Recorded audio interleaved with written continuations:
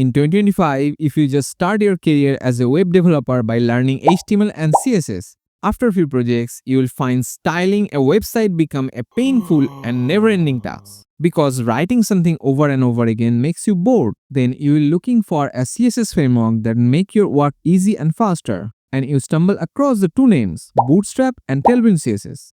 But instead of making things easier, the choice just makes you feel even more confused. You'll find a lot of people debating about Bootstrap versus Tailwind CSS. But which is better for you? Which framework to start with? Don't worry, in this video, I will walk you through the pros and cons and use cases of both so that by the end you will know exactly which one to choose as a beginner. Let's start with Bootstrap. Launched by Twitter in 2011, Bootstrap is just like a grandfather of CSS frameworks. It's widely popular, beginner-friendly, and comes with pre-designed component. It's like a fully stock toolbar with everything you need. Ready-made buttons, modals, navbars, grid, whatever you're looking for is already there. The best part, you don't need to know much CSS to get started. With its responsive grid system and pre-built styles, you can have a functional, good-looking website in no time. Sounds perfect, right? Well, not so fast. Bootstrap is beginner-friendly, but it also has restrictions. Many websites built with Bootstrap end up looking similar because of its default styles. And then there is the issue of file size. Bootstrap comes with a lot of features, but not all of them may be needed. This can lead to unnecessary bloat, affecting your site's performance. If you want a unique, custom design and faster website, Bootstrap might not be the best choice. Now talk about Tailwind CSS. Unlike Bootstrap, Tailwind doesn't give you pre-designed components. Instead, it provides utility classes, tiny building blocks of CSS that you combine to design your website exactly the way you want. Think of it as Lego pieces of your CSS.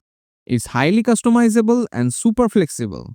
With Tailwind, you have the power to create anything from scratch without being restricted to predefined styles and jumping between HTML and CSS files. Customization is another huge win for Tailwind. With the configuration file, you can define your own color palettes and spacing values, and even custom breakpoints. It's like having a CSS framework that adapts perfectly to your need. But as Uncle Ben once said, with great power comes with great responsibility.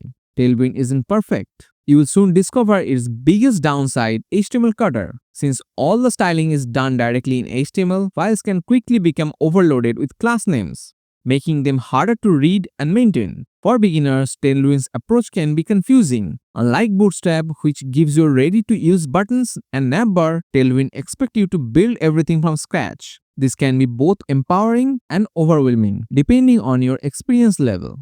So how do they compare? Here is the deal. Bootstrap is fantastic if you want to build something quickly without worrying too much about design. It's perfect for small projects, MVPs, or if you're working with a tight deadline. However, you might find its limitation if you want a unique and custom design. Tailwind, on the other hand, gives you complete creative tools. But that also means you need to spend more time styling everything yourself.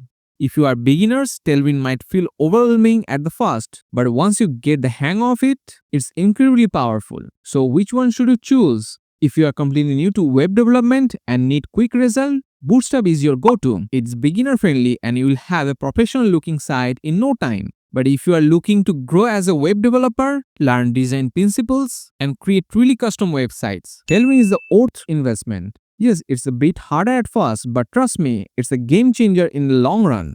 So which one do you think suits your need as a beginner? Let me know in the comment below. If you found this video helpful, give it a thumbs up and don't forget to subscribe for more web development tips and tutorials. I will see you in the next video.